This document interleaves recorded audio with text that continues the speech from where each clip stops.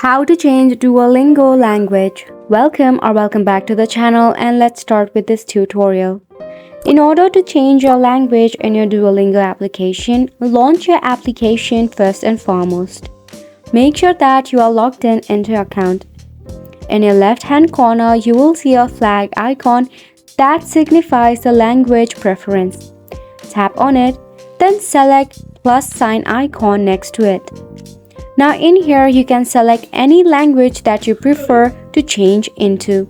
As you can see, there is quite a variety. Just tap on any language, then tap on continue. Now once you tap on continue, you have to select if you already know this language or you are new to it. Then you will automatically start your first lesson. So you have to complete your first lesson, then just tap on the continue bubble whenever it asks for a new lesson. Now it is a quick and easy process. However, if you face any of the glitch issue, follow this second step. Exit from your application and open up your phone setting.